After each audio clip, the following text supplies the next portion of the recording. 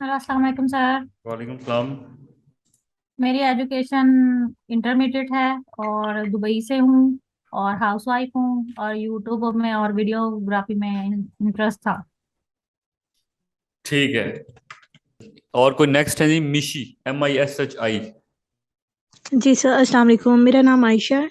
Education क्या बताई थी जी। आपने?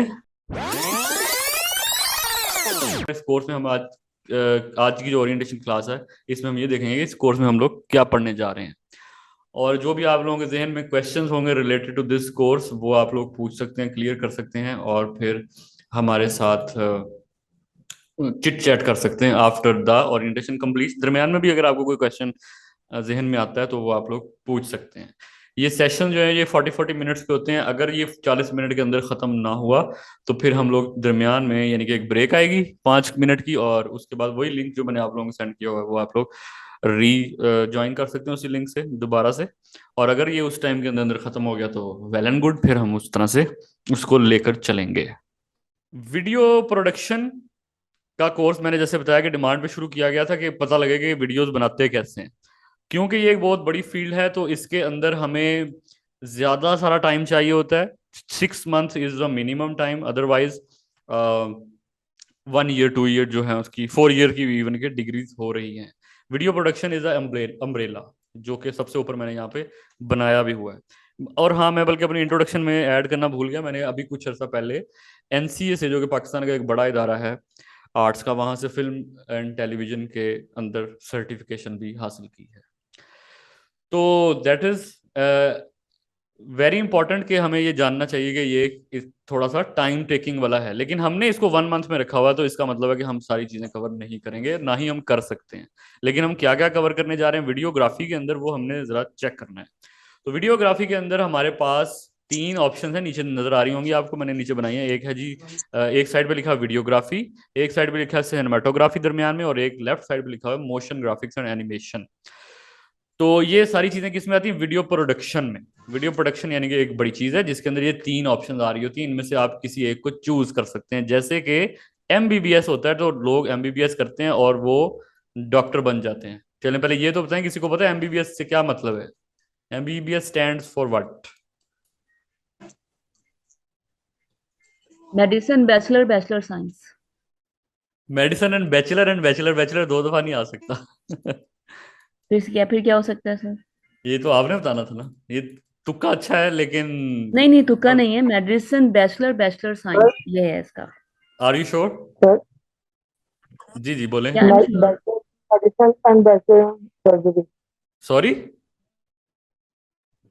Bachelor's in medicine and bachelor's in surgery. या बैचलर्स इन, या मुझे मुझे जहां तक लगता है ये it's called medicine medicine, bachelor bachelor medicine surgery ये this and is right. Biological bachelor sciences नहीं नहीं नहीं नहीं should be sir, like this. Medicine bachelor bachelor surgery this is right. Okay ठीक है, अगर आप लोग कह रहे हैं तो फाइन। मुझे बारा लगता है कि इसमें कहीं ना कहीं बायो का वर्ड भी आता होगा। नहीं नहीं नहीं दो नहीं, दफा बायो का बैचलर। वर्ड नहीं आएगा। बायो का ठीक है, वर्ड नहीं आएगा। ओके चलें, ठीक है, मान लेते हैं आपकी। वो बाद में अभी क्लास के एंड पे सर्च करेंगे गूगल पे जाके कि इसका क्या मतलब है। एनीवे, तो एक बंदा MBBS करता है ना, तो उसके अंदर वो एक डॉक्टर बन जाता है। इसी तरह जब आप वीडियो प्रोडक्शन का कहीं से काम कर सीखते हैं या करते हैं, तो आपको वीडियो प्रोडक्शन आ जाती है। उसके अंदर फिर फर्दर फील्ड है कि आप इसमें जाना चाहते हैं, आप इसमें जाना चाहते हैं, आप इसमें जाना चाहते हैं। इन सब में क्या क्या होता है आए जरा देखते हैं। वीडियोग्राफी एक वीडियो बनाने के मेथड को कहते हैं। चाहे आप मोबाइल से लेके वीडियो बनाना शुरू कर दें, दैट इज कॉल्ड वीडियोग्राफी। जैसे फोटोग्राफी होती है, तो कोई इंसान अपने मोबाइल से तस्वीर खींच रहा है, तो that is called a photography, यानी कि आप तस्वीर खींच रहे हैं या वीडियो रिकॉर्ड कर रहे हैं। उसके बाद उसकी एडिटिंग होती है, और उसके बाद ये जो वीडियोग्राफी वाली है चीज, इसके अंदर ये तमाम चीजों का कवर हो जाएगा। जैसे कि यूट्यूब वीडियोस है, वेडिंग वीडियोस है। अगर आप यूट्यूब की वीडियोस बना रहे हैं तो यस यू आर वीडियोग्राफर, आप वीडियोग्राफी कर रहे हैं। वेडिंग वीडियोस बना रहे हैं तो भी आप वीडियोग्राफी कर रहे हैं, शादी ब्याह की। न्यूज कवरेज कर रहे हैं तो भी आप वीडियोग्राफी कर रहे हैं। इवेंट कवरेज कर रहे हैं तो भी आप वीडियोग्राफी कर रहे हैं। और टीवी शोज के लिए आप अगर किसी जगह पर कैमरा और माइक लेके खड़े हुए हैं, लोगों से पूछ रहे हैं महंगाई कितनी हो गई है, ये हो गया वो हो गया, तो वो आप वीडियोग्राफी ही कर रहे हैं। इसी तरह हमारे पास सेकंड ऑप्शन है, that is called cinematography. Cinematography के अंदर जो चीजें आती हैं ये थोड़ी एडवांस हैं। सिनेमेटोग्राफी भी कैमरे से ही वीडियो बनाने को कहते हैं, लेकिन इसके अंदर आ जाता है हमारे पास फिल्म बनाना, ड्रामा बनाना, टीवी कमर्शियल्स, टीवीसी जिसको कहते हैं, सॉन्ग्स की videos, model showcase and product showcase, that is all cover in cinematography, और ये हमारे कोर्स में शामिल नहीं है। राइट तो ये वीडियो प्रोडक्शन का हिस्सा जरूर है, लेकिन हमारे कोर्स में ये शामिल नहीं है। एंड इसके लिए हमें ज्यादा बड़ा इक्विपमेंट, ज्यादा पैसों की चीजें भी चाहिए होती हैं, जो कि चीजों के बारे में जरूर बताऊंगा, क्योंकि ये ओवरलैप हो रही होती हैं कहीं ना कहीं। कुछ चीजें इधर जो हमें चाहिए होती हैं वो इधर भी चल जाती हैं, कोई इधर चाहिए होती है वो उधर भी चल जाती हैं, तो चीजों के बारे में हम जरूर देखेंगे और वो सब आपको पता लग जाएगा। लेकिन जाहिर है हम उसकी प्रैक्टिकल इम्प्लीमेंटेशन से उस तरह से नहीं गुजरेंगे फिल्म की, जैसे कि फिल्म की होती है। Then there is a motion graphics and animation, उसके अंदर भी आपके पास वीडियो एडिटिंग का दरमियान में पोर्शन है।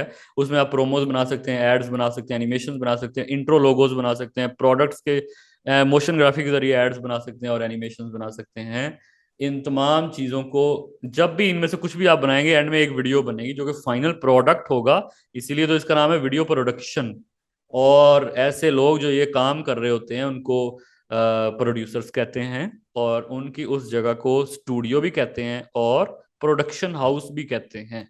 तो आज के बाद अगर आपको पता चले कि ये स्टूडियो है, तो स्टूडियो में फोटोग्राफी भी हो सकता हो रही हो, इसलिए मैंने यहाँ पे स्टूडियो नहीं लिखा। लेकिन अगर कोई आपको कहे कि मेरा एक प्रोडक्शन हाउस है, तो इसका मतलब है कि उसके अंदर प्रॉपरली वीडियोज ही बन रही है। सो जैसे सॉफ्टवेयर हाउस होते हैं जिसमें सॉफ्टवेयर बन रहे होते हैं, इस दुनिया में, जो आर्ट्स की दुनिया में, जो फिल्म इंडस्ट्री की और वीडियो की दुनिया में जो वीडियोस बन रही होती हैं जिस जगह पर, उसके अंदर ये तीनों की तीनों कैटेगरीज में बन सकती हैं, एक में भी बन सकती है या ओवरलैपिंग हो सकती है, तो उसको प्रोडक्शन हाउस कहते हैं। अगर आपने घर में एक कंप्यूटर खरीद लिया है और कैमरा भी नहीं है आपके पास, और आप एनिमेट कर रहे हैं चीजों को और उसको उसको एडिट करके लोगों को दे रहे हैं, यानी कि सिर्फ एनिमेशन कर रहे हैं, तो भी आप अपने उस जगह को प्रोडक्शन हाउस कह सकते हैं। ठीक है, तो फाइनल प्रोडक्ट जब बन जाएगा तो वो प्रोडक्शन हो रही है किसी प्रोडक्ट की, चाहे वो एक एनिमेटेड चीज है, चाहे वो फिल्म है, उसकी भी प्रोडक्शन हो सकती है, और चाहे वो यूट्यूब की वीडियो है, शादी की वीडियो है, न्यूज की वीडियो है, तो at the end that is called production. तो ये अब इसकी अम्ब्रेला है। इसके अंदर वीडियो एडिटिंग हमारा अलग से कोर्स है जिसके अंदर हम एडवांस लेवल की वीडियो एडिटिंग सिखाते हैं, जो कि सारे ही मेथड्स में यूज होनी होती है किसी ना किसी तरह से, चाहे आप कोई भी कर लें, एंड वीडियो एडिट तो करनी ही पड़ेगी। तो एडिटर की तो प्रोडक्शन हाउस में उसी तरह से अहमियत है जिस तरह कोडिंग वाले बंदे की सॉफ्टवेयर हाउस में होती है। जब कोडिंग आती है तो ही वो सॉफ्टवेयर हाउस चलेगा ना, तो इसी तरह एडिटिंग होगी तो ही वीडियो फाइनल होगी, फाइनल होने से पहले एडिट हो रही होती है किसी भी मेथड में। और ये वाला जो मोशन ग्राफिक्स, ये भी हम अपने वीडियो एडिटिंग के ही कोर्स में सिखाते हैं, 2 मंथ्स का डिफरेंट, और ये हम अब सीखने जा रहे हैं इस कोर्स में। तो ये क्लियर हो गया होगा आप लोगों को। मैंने ये शुरू में इसलिए क्लियर किया क्योंकि आपके क्वेश्चन आने वाले हैं इन चीज़ों से भी, तो मैं उनको भी इंशाल्लाह एड्रेस जरूर करूंगा, लेकिन आपको माइंड में होना चाहिए कि ये डिफरेंट डिफरेंट चीज़ें हैं। चलें जी आगे चलते हैं, तो स्टार्ट करते हैं अंडरस्टैंडिंग फ्रॉम द कैमरास। तो इस कोर्स के अंदर आप लोगों को बताया जाएगा कि कैमरास किस किस्म के होते हैं शुरू के महीने में, फर्स्ट मंथ में, और उस उनके क्या क्या यूजेजेस हैं, किस जगह पे आपको कौन सा कैमरा इस्तेमाल करना है, इवन कि क्या मोबाइल कैमरा से भी वीडियो बन सकती है कि नहीं बन सकती। तो बिल्कुल बन सकती है, उससे भी जाहिर है मोबाइल कैमरा में तो एक कैमरा होता है ना, जैसा भी होता है, बट उसके अंदर अगर वीडियो बन सकती हो तो yes you are a videographer, और आप उससे वीडियो बना सकते हैं। सो नेक्स्ट आगे चलते हैं। इसी कोर्स के अंदर आपको कैमरा की टाइप्स भी बताई जाएंगी डिटेल में, कि कैमरा किस किस किस्म के होते हैं। चाहे आपके पास कैमरा नहीं भी, आप ये कोर्स कर रहे हैं और वीडियो यूट्यूब के चैनल के लिए अपने मोबाइल से बनाने का इरादा रखते हैं, फिर भी at the end of this course आपके पास कैमरास की अच्छी खासी नॉलेज आ जाएगी, ताकि आप अगर कभी किसी जगह पर जाएं as a production incharge, as a editor, या किसी भी चीज जगह पे जाएं, एडिटर के तौर पे तो लोग काफी जॉब्स कर रहे होते हैं, तो कम से कम आपको कैमरास के बारे में और प्रोडक्शन की साइड के बारे में सारी चीजों का पता होगा। तो रील कैमरास क्या होते हैं, कब यूज होते थे, डिजिटल कैमरास में क्या फर्क होता है, डीएसएलआर क्या होते हैं, मिररलेस क्या होता है कैमरा, और आजकल मिररलेस काफी ज्यादा चल रहा है, क्यों चल रहा है, इसमें ऐसी क्या चीज है। ड्रोन कैमरास का तो आपको पता ही है, वो जो हवा में उड़ रहे होते हैं। एक्शन कैमरास कौन से होते हैं, मोबाइल कैमरास का क्या फायदा है, और सिनेमा कैमरास में और बाकी कैमरास में क्या डिफरेंट होता है, ये हम लोग इस कोर्स में आगे चल के पढ़ेंगे। कोई बच्चा ये बताए कि एक्शन कैमरा के किसी कैमरे का नाम बता दें। एक्शन कैमरास के अंदर किसी कंपनी ने कैमरा बनाया हो, आपको उसका नाम आता हो, तो आप हाथ खड़ा करके या वैसे ही माइक ऑन करके बता सकते हैं। देखते हैं किसको पता है। मैं फिर दोबारा से हिंट दे रहा हूँ तब तक। एक्शन कैमरास, दोबारा से एक्शन कैमरास वो कैमरास होते हैं कि आपने फर्ज करें लाहौर से इस्लामाबाद, इस्लामाबाद से गिलगित, गिलगित से स्कर्दूस, स्कर्दू से आगे आपने जाना है मोटरसाइकिल पे, और मोटरसाइकिल के ऊपर ही आपने कैमरा लगा दिया है और जगह जगह आपको पथरीला रास्ता मिलेगा। कहीं पे आबशारें होंगी, आपने वहां से क्रॉस करना है, कहीं पे कुछ होगा, कहीं पे आप पहाड़ों से छलांग मार रहे हैं, स्काई डाइविंग कर रहे हैं, जो भी कर रहे सर हैं। जी सर इसके लिए गोप्रो यूज करते हैं। सर जी, गोप्रो का यस, वेरी नाइस, सही जवाब है। तो GoPro is an action camera. GoPro company है जो कि एक्शन कैमरा बना रही है, और भी कंपनियां हैं, चाइनीज कंपनीज भी बना रही हैं। सो देर आर डिफरेंट नेम्स। आप लोगों का जवाब सही है। तो एक्शन कैमराज वो होते हैं जो हमें मुख्तलिफ एक्शंस में, छलांगे मारने में, जगह जगह इस्तेमाल करने में, पानी में, स्विमिंग में, इधर उधर इस्तेमाल करने में मदद प्रोवाइड करते हैं। हमें बहरहाल पता होना चाहिए, लेकिन वीडियोग्राफी में भी जाहिर है वो यूज हो सकते हैं। तो ये सारे के सारे कैमराज वीडियोग्राफी में यूज हो सकते हैं। आप इनमें से कोई भी खरीद लें तो काम चल जाएगा, यानी कि इवन कि आपके पास मोबाइल कैमरा है तो भी डजेंट मैटर, उससे कोई फर्क नहीं पड़ता। आगे चलते हैं। So type of camera sensors. अगर तो सारे कैमरा से वीडियो बन जाती है तो फिर इतने महंगे महंगे कैमरा लेने की क्या जरूरत है, ये हमें अभी आज देखना है कि कैमरास के अंदर असल में फर्क क्या होता है। तो आपने देखा ही होगा कि यार आईफोन से भी आजकल बहुत ही अच्छी वीडियोस और तस्वीरें बन रही होती हैं, सैमसंग के फोन से भी बन रही होती हैं, और आप बाकी जितने भी फोन आप लोग यूज कर रहे हैं तो अच्छी तस्वीरें आ रही होती हैं, अच्छी वीडियोस बन रही होती हैं। तो फिर ये लाखों के कैमरे क्यों खरीदते हैं लोग? वाई? क्योंकि ये जो कैमरा का लेंस है ना, जो हमारे फोन के अंदर कैमरा होता है, उसका जो लेंस होता है उसका साइज छोटा होता है। वो कितना भी अच्छा हो जाए, उसका साइज छोटा ही रहना है। जब साइज छोटा होगा तो उसके अंदर लाइट कम जाएगी। जब लाइट कम जाएगी तो क्या होगा? क्वालिटी तो बहुत अच्छी प्रोड्यूस हो सकती है, लेकिन डेप्थ ऑफ फील्ड कम आती है, यानी कि जो ब्लर होता है ना बैकग्राउंड, उस तरह से ब्लर नहीं हो पाता। यानी कि जो सब्जेक्ट है उससे बैकग्राउंड को जो फर्क क्रिएट करना है कैमरे ने, वो सेंसर उस तरह से सेंस नहीं कर पा सकता।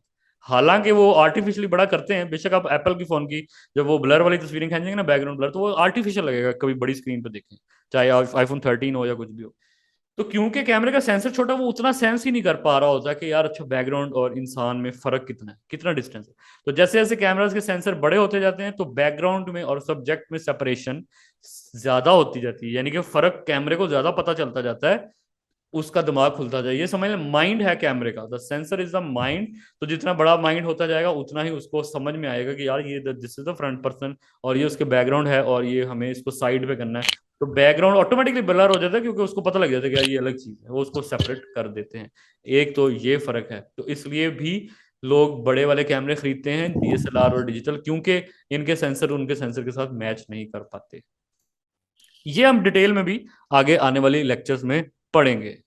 इसके बाद हम लोग देखते हैं कि डायनामिक रेंज क्या चीज होती है, क्योंकि डायनामिक रेंज भी एक और चीज है जिससे कैमरास की क्वालिटीज का पता चलता है। इसमें बहुत ज्यादा डिटेल में नहीं जाऊंगा क्योंकि ये फिर आप लोगों के लिए बोरिंग सा हो जाएगा। आंख इंसान की इतनी ज्यादा डायनामिक रेंज कैप्चर कर सकती है जो कि आपको यहाँ पे नजर आ रही है, ये उन्होंने बना के दिया हुआ है, ह्यूमन आई। डायनामिक रेंज क्या होती है कि आप कितना वाइट कलर अपनी तस्वीरों में या वीडियो में कैप्चर कर सकते हैं और कितना ब्लैक कलर आप कैप्चर कर सकते हैं। तो जो हमारे पास मोबाइल कैमरास होते हैं उनकी डायनामिक रेंज थोड़ी कम होती है, लाइक दिस। इस वजह से वो चाहे 108 मेगापिक्सल हो या 80 मेगापिक्सल हो, वो डीएसएलआर के लेवल पे नहीं जा सकता, क्योंकि उसके अंदर उतना वाइट कलर कैप्चर ही नहीं हुआ होता। लेकिन जितने बड़े कैमरास होते हैं आहिस्ता आहिस्ता जैसे ज्यादा होते जाते हैं तो उसके अंदर ज्यादा ब्लैक और व्हाइट कलर कैप्चर किया जा सकता है। तो दुनिया में अगर आपके पास कोई चीज है उसके अंदर मेन जो कलर्स हैं जिससे उसकी क्वालिटी कलर एनहेंसमेंट की हद तक अच्छी या बुरी होगी, वो ब्लैक और व्हाइट कलर हैं। तो अगर वो ब्लैक और व्हाइट कलर कैमरा ज्यादा कैप्चर कर रहा है तो उसका मतलब उसकी डायनेमिक रेंज ज्यादा अच्छी है, और वो उतना ही महंगा कैमरा होगा, उतना ही लेंस उसका महंगा होगा। फिर इसके बारे में डिटेल जो है वो हम लोग दोबारा बताऊंगा कि हम लोग इसके बारे में डिटेल जाके पढ़ेंगे आने वाले लेक्चर्स में। और ये कैसे पता लगेगी कैमरा की डायनामिक रेंज कितनी है, ये भी जाहिर है हमें पता होना चाहिए कैमरा खरीदने से पहले। तो ये भी आपको बताया जाएगा कि किस कैमरे की डायनामिक रेंज कितनी है, ये कैसे पता चलता है, और आपके फोन की डायनामिक रेंज कितनी है, क्या ये भी पता चल सकता है या नहीं, ये भी हम फिर आगे चल के देखेंगे। इसके अलावा हम आप लोगों को बताएंगे कैमरा एक्सेसरीज क्या क्या होती हैं, क्योंकि वीडियोग्राफी में कैमरा एक्सेसरीज की भी उतनी ही इंपॉर्टेंस है जितनी की कैमरा की इंपॉर्टेंस है। एक दफा मुझे जिस जिस टीचर से मैं वीडियोग्राफी सीख रहा था, उन्होंने मुझे कहा था कि जितने पैसे आपके पास हों उतने का कैमरा मत ले लें, मतलब अगर मेरे पास 1 लाख रुपया है तो मैं 1 लाख का कैमरा नहीं लेना चाहिए मुझे, बल्कि 50,000 का कैमरा खरीदना चाहिए, और बाकी के 50,000 हमें एसेसरीज पे लगाने चाहिए, क्योंकि एसेसरीज भी जैसे मैंने बताया कि उतनी ही इंपॉर्टेंट है जितना कि खुद कैमरा है। तो कैमरास के साथ उसकी एसेसरीज आपको कहाँ से मिलेंगी, किस किस किस्म की होती हैं, वो मैं अभी आपको थोड़ी सी तो आज ही बता दूंगा, और थोड़ी सी हम लोग आने वाले दिनों में देखेंगे। कैमरा एसेसरीज के अलावा हमारे पास जो एक समझने की चीज है, दैट इज लेंसेज। आप लोगों को पता है कि ये जो चीज है ये मोबाइल के कैमरास पे नहीं लग सकती। तो ये जो लेंसेज होते हैं ये क्यों इतने ज्यादा डिफरेंट होते हैं, कोई बड़ा है कोई छोटा है, इसके अंदर क्या ऐसी डिफरेंट चीजें होती हैं जो इनको डिफरेंशिएट करते हैं। कोई लेंस आप लोगों को मिलेगा 5 लाख रुपए का, कोई 4 लाख रुपए का, कोई 15,000 रुपए का, कोई लेंस आपको मिलेगा 30,000 रुपए का। तो ये डिफरेंस क्यों होता है, इनके साइजेस क्यों डिफरेंट डिफरेंट हैं जो आप लोग देख रहे हैं। सो ये सारी चीजें हम पढ़ेंगे। जूम लेंसेज क्या होते हैं, वाइड एंगल लेंसेज क्या होते हैं, और लेंसेज का फिक्स अपर्चर का क्या मतलब है, वेरिएबल लेंसेज का क्या मतलब है अपर्चर का, fish eye lens, quick zoom lens, telescope lens और मैक्रो लेंसेज में क्या डिफरेंस है, ये सारी चीजें भी आने वाले दिनों में हम लोग कवर करेंगे इस कोर्स में। और इसी तरह हम लोग गिम्बल्स के बारे में पढ़ेंगे। गिम्बल्स एक ऐसी चीज होती है जिससे आप अपने कैमरे को स्टेबलाइज कर सकते हैं। अगर हम लोग हाथ से वीडियो बनाएं, ये खास तौर पर जो इवेंट वीडियोग्राफी करना चाहते हैं उनके लिए इंपॉर्टेंट है, इसके बगैर वो कर ही नहीं सकते। या जो डॉक्यूमेंट्री शूट करना चाहते हैं, या कभी कोई पहाड़ी इलाके में जा रहा है तो वहां जाके आप चाहते हैं कि आप अपनी छोटी मोटी वीडियो की डॉक्यूमेंट्री बनाएं, तो आपको ये इक्विपमेंट भी लेना पड़ेगा। तो जैसे मैंने बताया कि इसकी भी उतनी अहमियत। तो अगर आप 1 लाख रुपए आपके पास है तो 50,000 का कैमरा खरीदें और 50,000 गिम्बल पे लगा दें। तो गिम्बल कैमरे को स्टेबल रखते हैं, आपके हाथ चाहे हिल रहे हैं, आप चाहे सीढ़ियां उतर रहे हैं, आप चाहे भाग रहे हैं, कैमरा बिल्कुल स्टेबल रहेगा, बिल्कुल सीधा, कुछ भी नहीं होगा उसको, चाहे आप छलांगे मारें कुछ भी करें, वो ऐसी पोजीशन में रहेगा। जब घर आके आप उस वीडियो को एडिट करने बैठेंगे तो आपको लगेगा कि यार वाह, ऐसा लगेगा जैसे किसी ट्राइपॉड के ऊपर कैमरा रखा हुआ और किसी ने कभी उसको छेड़ा भी नहीं। तो गिम्बल किस तरह के होते हैं, कितनी कितनी कीमत में मिलेंगे, कहाँ से मिलते हैं, और क्या हमें इसकी जरूरत है भी नहीं कि नहीं, और क्या मोबाइल के लिए भी गिम्बल होते हैं। यस, दिस इज, मैंने ये इसलिए डाला कि अगर किसी के पास खाली मोबाइल है तो मोबाइल के गिम्बल से भी आप वीडियोग्राफी कर सकते हैं, एड्स भी बना सकते हैं, डॉक्यूमेंट्रीज भी बना सकते हैं, और शूट भी कर सकते हैं। उनके लिए भी गिम्बल्स होते हैं।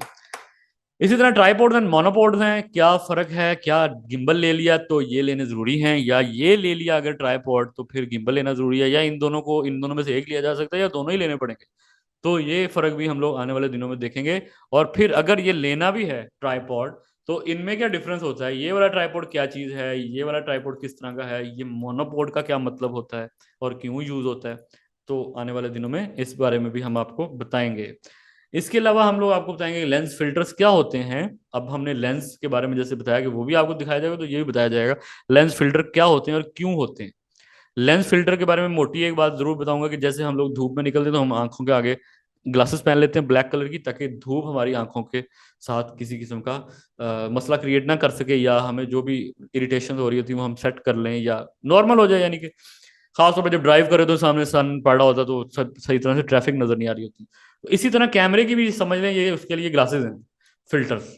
तो ये किस किस किस्म के होते हैं और क्यों लेते हैं, क्या करते हैं, चाहे आप लें या ना लें, लेकिन आपको इसकी नॉलेज जरूर होनी चाहिए, ताकि कभी जरूरत पड़े या किसी जगह आप काम करने गए हुए तो वहां पर आपके पास नॉलेज हो, आप इस बारे में बात कर सकें। देन लाइट्स के बारे में डिटेल में आप लोगों को बताया जाएगा कि लाइट्स का कितनी ज्यादा इंपॉर्टेंस है। एक होती है सिनेमा लाइट्स, तो जाहिर है इसके बारे में तो नहीं बताया जाएगा, जैसे कि मैंने पहले बताया कि सिनेमेटोग्राफी के बारे में हम नहीं पढ़ेंगे, लेकिन मैं थोड़ा बहुत आइडिया दूंगा कि यार ये किस तरह की होती हैं, कितने की आती हैं, ये वो। और दूसरी होती है स्टूडियो लाइट्स, जो कि आप अपने नॉर्मल कमरों में, घरों में, स्टूडियोज में इस्तेमाल कर सकते हैं। इवेंट्स वगैरह पे तो इसकी वैसे जरूरत नहीं है, लेकिन कहीं पे इस्तेमाल करना हो तो वहां पे भी आपको स्टूडियो लाइट्स ही काम देंगी। तो ये होती हैं जी स्टूडियो लाइट्स, इसमें भी काफी सारी किस्म की इकसाम है। यूट्यूबर्स स्टूडियो लाइट्स जो यूज करते हैं उनके अंदर फेमस होती है एलईडी लाइट्स, दिस वन, और रिंग लाइट्स, दिस वन। आपने टिकटॉकर्स को और यूट्यूबर्स को रिंग लाइट के ऊपर वीडियोस बनाते हुए भी देखा होगा। तो ये तो होती हैं वो आम सी लाइट्स जो कि यूट्यूबर्स यूज कर रहे होते हैं। इसके अलावा सॉफ्ट बॉक्स क्या होता है, अम्ब्रेला क्या होती है, फ्लड लाइट का क्या काम है, ये सारी स्टूडियो में यूज हो रही होती हैं। तो कैसे आप लोगों ने इनको इस्तेमाल करना है और लाइट के जरिए आप अपनी वीडियोग्राफी को कितना ज्यादा जबरदस्त और अच्छा कर सकते हैं, इसके बारे में बात करेंगे। फिर आपको बताया जाएगा कि 3 पॉइंट लाइट शूटिंग क्या होती है। अगर आप सच में प्रोफेशनल सेटअप बनाना चाहते हैं कि आपकी वीडियो बहुत ज़्यादा प्रोफेशनल लगे, तो उसके लिए हमारे पास 3 पॉइंट लाइट का सेटअप होता है, यानी कि हमें 3 लाइटें खरीदनी होंगी। किस किस एंगल पे रखी जाती हैं, उनके नाम क्या होते हैं, की लाइट एक नाम होता है, ये इसको क्यों नाम दिया गया और इसकी रोशनी कितनी होगी। इसके अलावा फिल लाइट, इसको ये नाम क्यों दिया गया, इसकी रोशनी कितनी होगी, इसका एंगल क्या होगा, कैमरा ये पड़ा होगा, और एक पीछे से बैक लाइट आएगी, इसकी क्या अहमियत है और इसका एंगल क्या होगा, ये सारा आपको बताएंगे।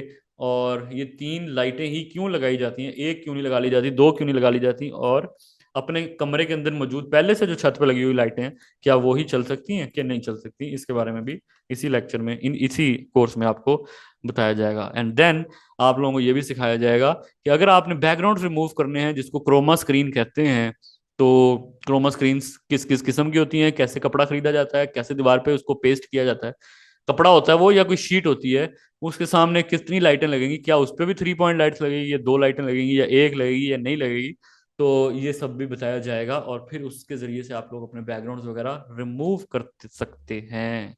और बहुत सारे आपने यूट्यूबर्स देखे होंगे, यूट्यूब के ऊपर भी और भी आप अपनी वीडियोस में बैकग्राउंड चेंज करके लोग बैठे होते हैं, और इवन कि आप ये भी बना सकते हैं जैसे सच में आप किसी न्यूज़ वाले कमरे में बैठे हुए हैं और खबरें पढ़ रहे हैं, तो बिल्कुल आप बैकग्राउंड चेंज करके न्यूज़ रूम वाला बैकग्राउंड बना सकते हैं, पहाड़ों वाला बैकग्राउंड बना सकते हैं, एजुकेशनल बना सकते हैं, मुख्तलिफ जो आपका दिल करे आप वो कर सकते हैं।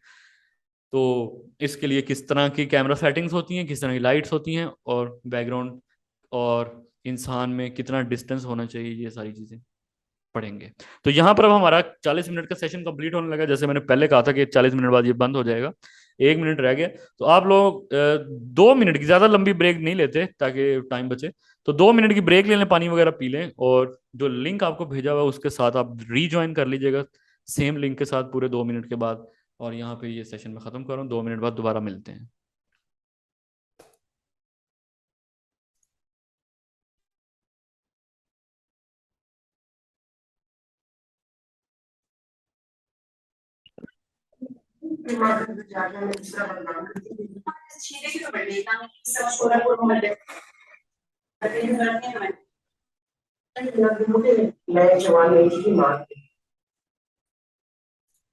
चलें जी, लेट स्टार्ट। और हम लोग अब ब्रेक के बाद वापस आ चुके हैं, जहां से हमने छोड़ा था वहीं से आगे चलते हैं।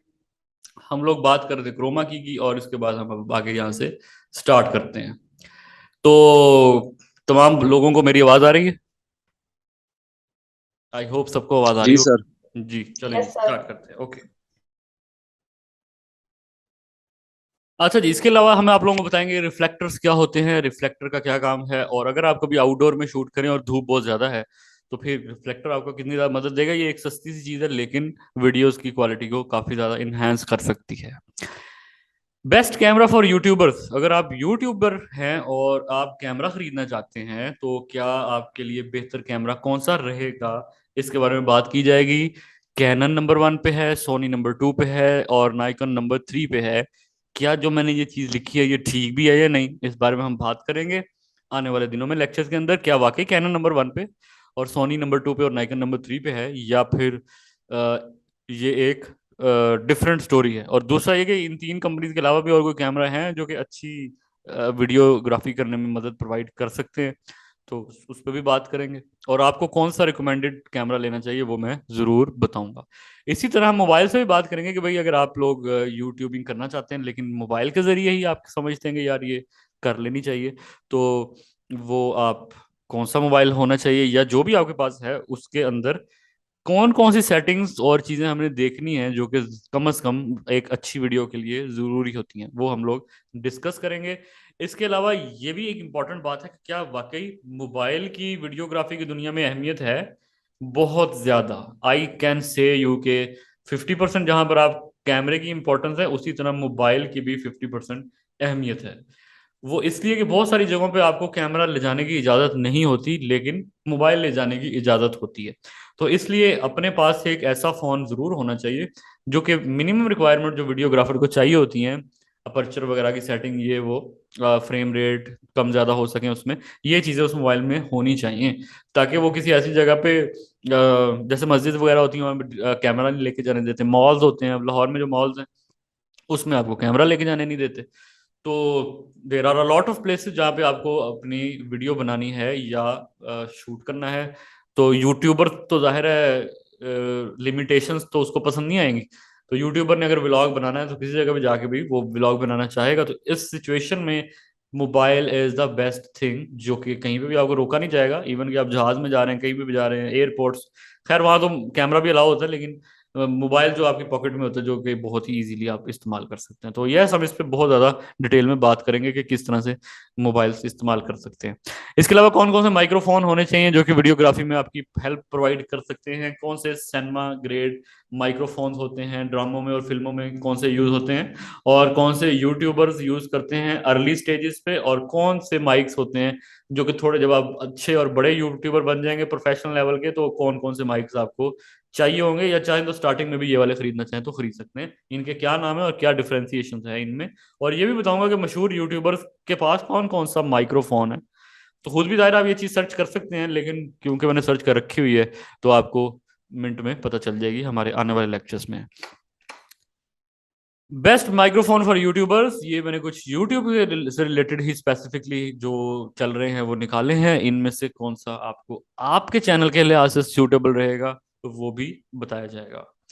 सो नाउ वीडियो इक्विपमेंट की बात कंप्लीट हो गई है। अब हम वीडियो रिकॉर्डिंग सेटिंग्स के बारे में जानेंगे।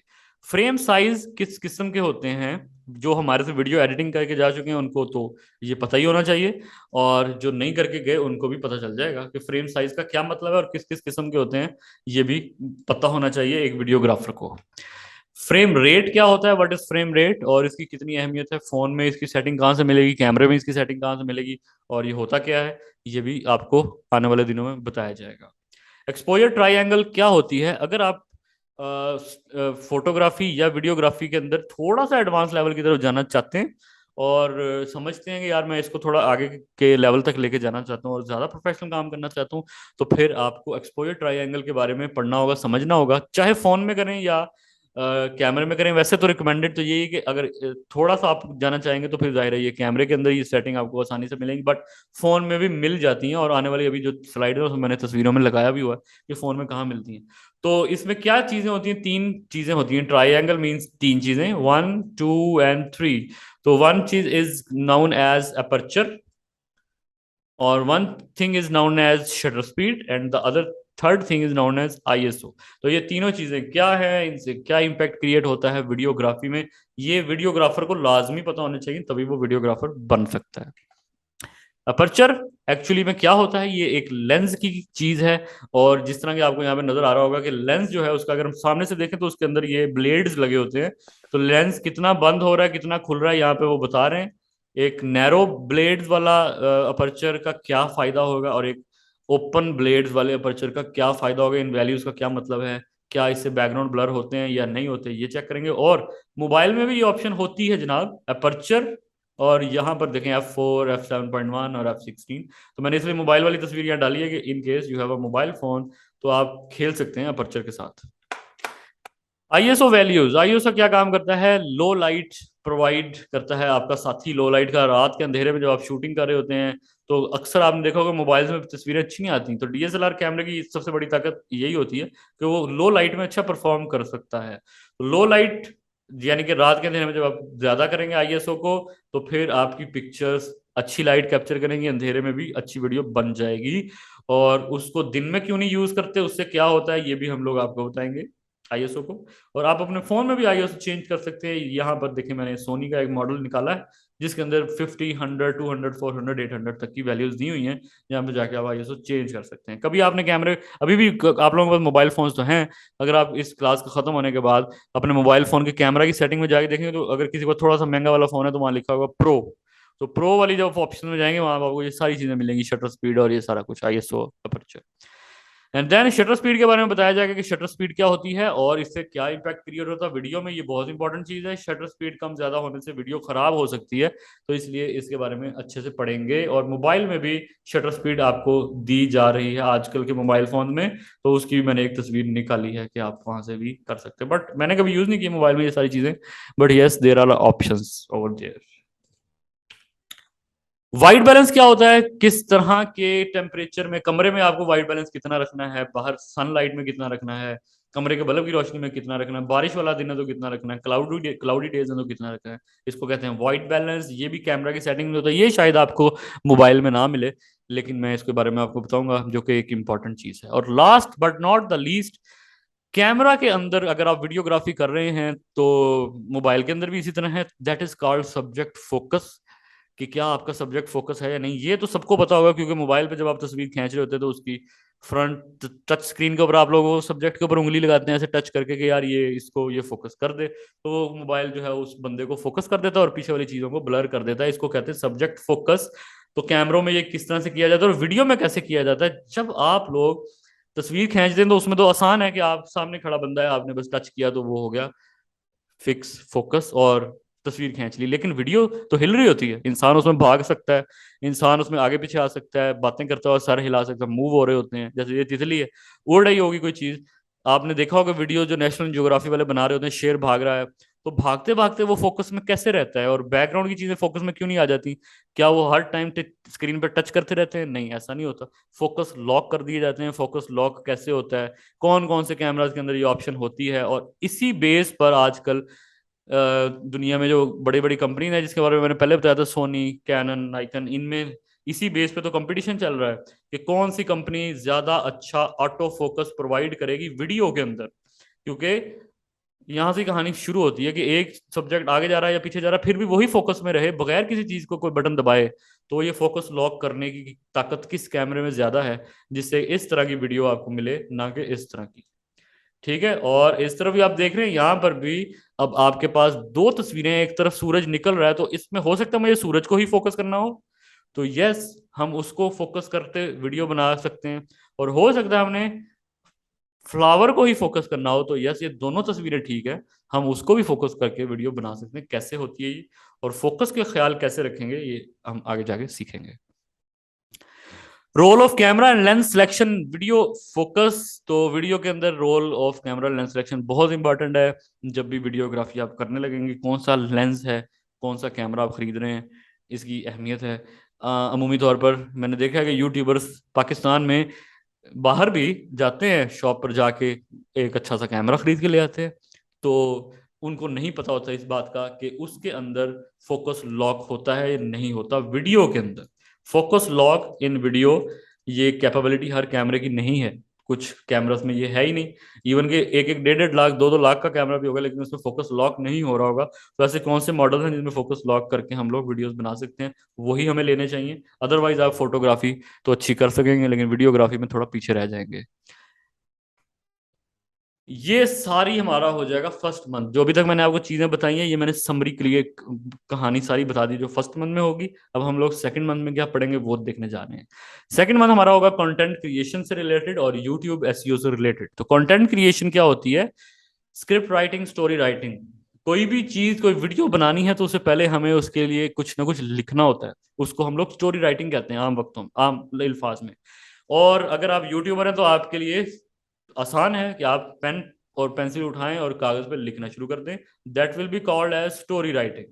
लेकिन अगर आप प्रोफेशनल वीडियोग्राफर होंगे और अपना कोई एड बनाने लगे हैं, कोई कमर्शियल शूट करने लगे हैं, या फिर फिल्म या ड्रामे की तरफ जाने वाले हैं, तो फिर स्क्रिप्ट राइटिंग होगी। और स्क्रिप्ट राइटिंग किस तरह से स्क्रिप्ट लिखा जाता है, स्लग क्या होता है, एक्शन क्या होता है, ये चीजें आपको बताई जाएंगी। यस, और इसी तरह ये हो जाएगा हमारा कंटेंट राइटिंग। के बाद आ जाएगा यूट्यूब एसईओ का पोर्शन सेकंड मंथ में ही, और उसमें भी content creation for YouTube channels कि किस तरह का कंटेंट जो है वो आपके यूट्यूब चैनल का होना चाहिए, जिसकी वजह से आपको सक्सेस ज्यादा मिलने के चांसेस हैं। 9 content creation rules for your YouTube channel जो है यहाँ पर मैंने लिखा है, वो आपको बताए जाएंगे। Best channel ideas for YouTube, इसके बारे में बात करेंगे कि कौन से चैनल्स के आइडियाज कौन कौन से हैं। 15 यूट्यूब चैनल आइडियाज जो कि ज्यादा हिट हो सकते हैं एज कम्पेयर टू दोज जो कि आपको लग रहा होगा यार ये बहुत अच्छे हैं, लेकिन शायद वो अच्छे ना हो, उस बारे में भी डिस्कस करेंगे। यूट्यूब चैनल कैसे बनाया जाता है उन लोगों के लिए जिनका चैनल नहीं है और उनको यूट्यूब चैनल बनाना ही नहीं आता, स्टार्ट ही करना है उन्होंने, तो उस बारे में भी हमारा एक लेक्चर होगा कि यूट्यूब चैनल कैसे बनाएंगे, क्या होना चाहिए, लोगो कहाँ लगेगा, कवर पेज क्या होगा, वगैरह वगैरह, नाम क्या होना चाहिए, नाम की भी बड़ी अहमियत है। यूट्यूब वीडियोस कीवर्ड एनालिसिस कैसे करते हैं, कीवर्ड्स क्या होते हैं, क्या पूरे चैनल के कीवर्ड्स का एनालिसिस किया जाएगा या हर वीडियो का अलग से कीवर्ड्स का एनालिसिस किया जाएगा, कीवर्ड्स मिलेंगे कहाँ से और कीवर्ड क्या काम कर सकते हैं यूट्यूब के एसईओ में, और एसईओ होती क्या है ये मैं अभी वीडियो के एंड में बताता हूँ। और फिर हम लोग बल्कि यहीं से शुरू करते हैं, पहले हम ये बात कर लेते हैं कि एसईओ क्या होती है। तो मैं जिस बच्चे से पूछूं वो अगर जवाब दे तो ज्यादा अच्छा है। क्या ख्याल है मिस्टर वसीम अब्बास, एसईओ क्या होती है आपके ख्याल में? ये बेसिकली सर्च इंजन ऑप्टिमाइजेशन होती है। कुछ कीवर्ड्स होते हैं, की प्रेस होती हैं, जिसके ज़रिए हम बेसिकली अपनी यूट्यूब के चैनल्स को या किसी भी वेबसाइट को या बिजनेस को गूगल पे कोई सर्च करता है तो वो फर्स्ट प्रायोरिटी हमारी है। इस सब चीज़ को एसईओ कहते हैं। जी बिल्कुल, इन्होंने सही जवाब दिया है। तो एसईओ कहते हैं बेसिकली कि अगर कोई इंसान आपके चैनल को नहीं जानता और आपने यूट्यूब चैनल बनाया हुआ है किसी चीज़ के ऊपर, मिसाल के तौर पर पाइन केक्स, ये आपका यूट्यूब चैनल है और आप बता रहे हैं कि केक्स कैसे बनते हैं, तो अब जाहिर है जिसको तो ये पता होगा कि पाइन केक नाम से आपका यूट्यूब चैनल है वो तो जाके सीधा यूट्यूब पे सर्च करेगा पाइन केक्स और आपका चैनल खोल लेगा। इसको कहते हैं ब्रांड इमेज। अगर तो बहुत ही मशहूर हैं आप तो फिर तो आपका ब्रांड इमेज बहुत अच्छा, फिर तो आपको एसईओ की जरूरत नहीं है, लोग सीधा सीधा आपका नाम टाइप करेंगे और आपका चैनल खुल जाएगा। लेकिन अगर आपका चैनल का किसी को नहीं पता बट लोग सर्च कर रहे हैं कि how to make a cake, तो अब ऐसी सिचुएशन में दुनिया जहान के सारे चैनल जो ये सिखा रहे हैं कि केक कैसे बनता है उन सबकी वीडियोस सामने आएंगी। हो सकता है 10,000 वीडियोस हो सकता है 500 वीडियोस हो सकता है 40 वीडियोस भी क्यों ना हो। तो इन 40 वीडियो में अगर आपकी वीडियो 40वें नंबर पे है तो भी मसला तो है ना, पहले नंबर पे क्यों नहीं? तो ये पहले नंबर पे कैसे आएगी या रैंकिंग कैसे की जाती है, दूसरे पे कैसे आएगी, तीसरे पे कैसे आएगी, चौथे पे कैसे आएगी, इसके लिए हमारे पास कुछ टूल्स होते हैं। उनमें से एक टूल है कीवर्ड एनालिसिस। कीवर्ड एनालिसिस के बारे में आगे जाके हम, जैसे कि अभी मैंने पिछली स्लाइड में आपको बताया था कि कीवर्ड रिसर्च करेंगे, कीवर्ड एनालिसिस करेंगे, कीवर्ड कहाँ से मिलते हैं और फिर उसके जरिए हम अपनी वीडियोस की रैंकिंग अच्छी कर सकते हैं। जाहिर है रैंकिंग अच्छी होगी तो व्यूज अच्छे होंगे, व्यूज अच्छे होंगे तो सब्सक्राइबर अच्छे मिलेंगे, सब्सक्राइबर अच्छे मिलेंगे तो पैसे अच्छे मिलेंगे। क्रोम, गूगल क्रोम के अंदर कुछ एक्सटेंशंस हैं जो कि हमारी मदद करती हैं ये काम करने में और कीवर्ड एनालिसिस करने में। यूट्यूब के लिए स्पेसिफिकली यूट्यूब ने कुछ कंपनीज को ऑथराइजेशन दी है कि वही एक्सटेंशंस बना सकते हैं। उनके अंदर कुछ पेड भी हैं और कुछ फ्री भी हैं।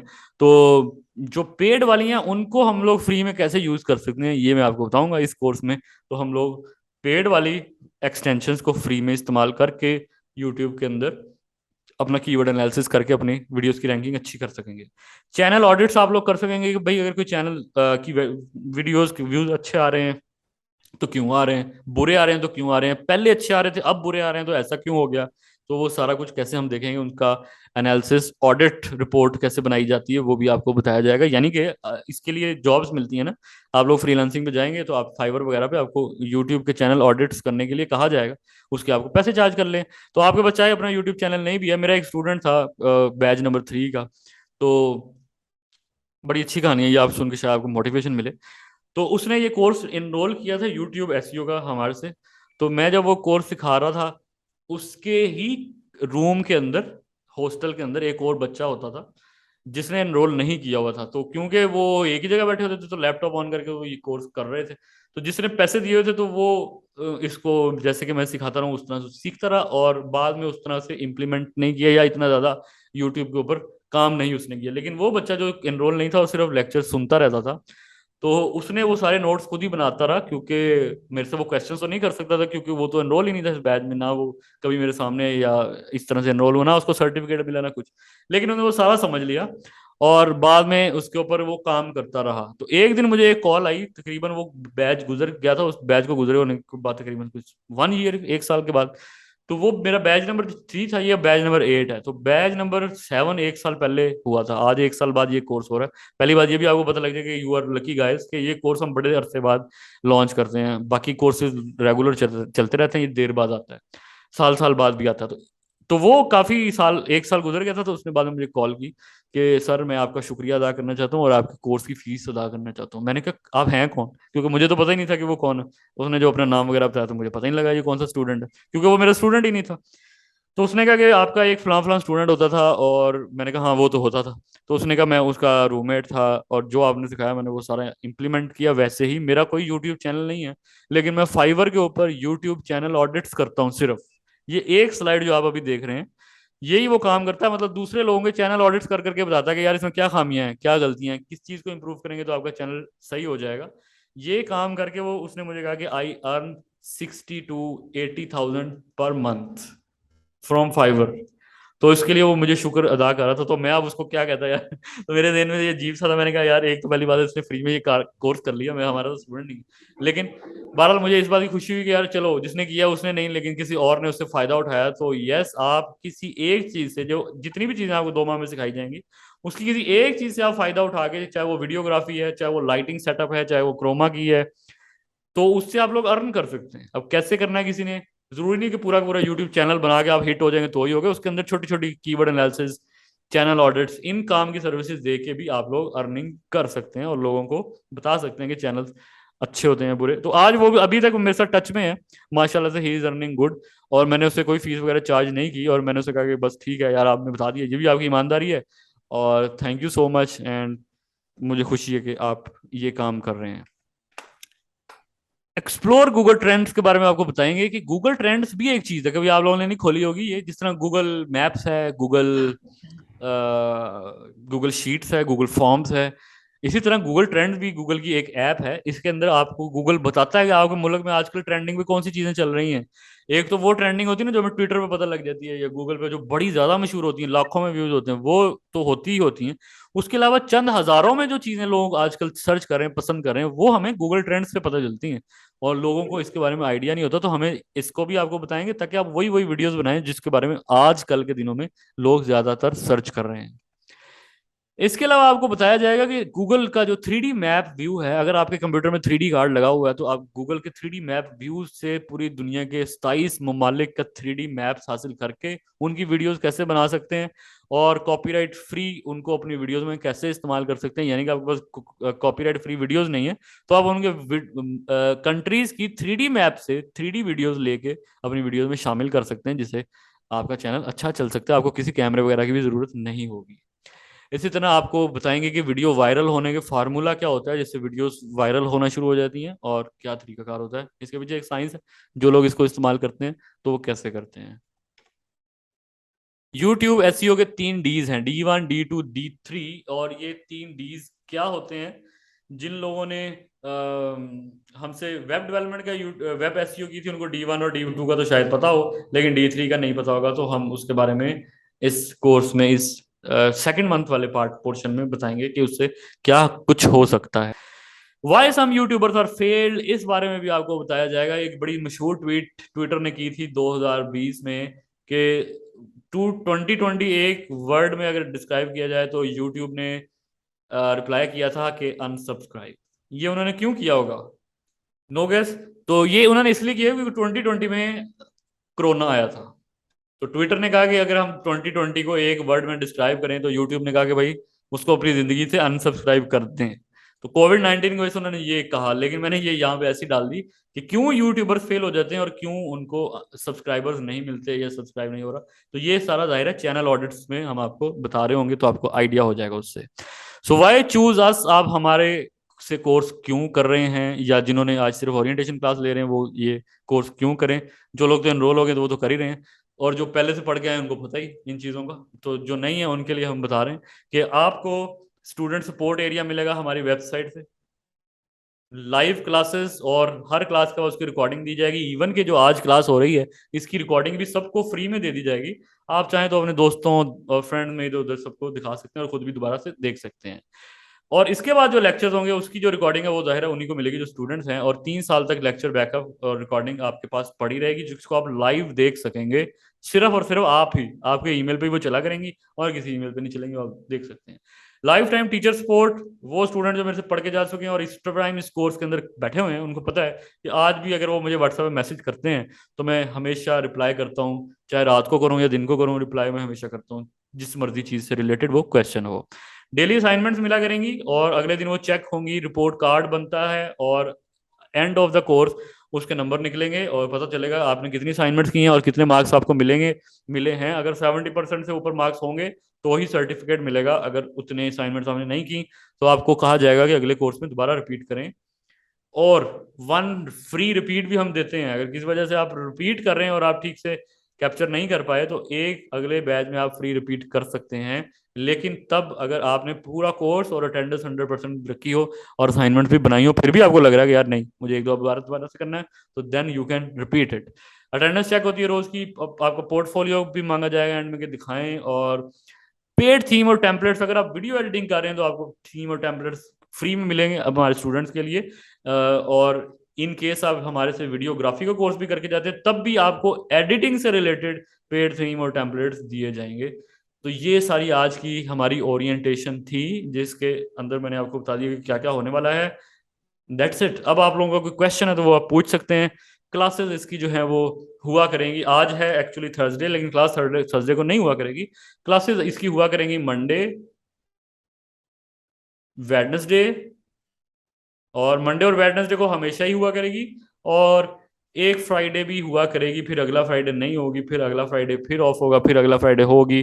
तो इस तरह मंडे वेडनेसडे फ्राइडे, और फिर अगले वीक में फ्राइडे ऑफ होगा, और फिर उससे अगले वीक में फ्राइडे ऑन होगा, फिर उससे अगले वीक में फ्राइडे ऑफ होगा। तो एक फ्राइडे ऑफ, एक फ्राइडे ऑन, इस तरह से करके, यानी कि एक वीक में 3 क्लासेस, एक वीक में 2 क्लासेस, फिर अगले वीक में 3 क्लासेस, फिर 2 क्लासेस, फिर 3 क्लासेस, फिर 2 क्लासेस, इस तरह करके हमारा ये कोर्स चलता रहेगा। और टाइमिंग यही रहेगी, 9:15 पे क्लास शुरू हो जाया करेगी पूरे, और 10:30 पर खत्म हो जाया करेगी, और 10:30 होने वाले हैं। कोई क्वेश्चन है तो आप मेरे से पूछ सकते हैं।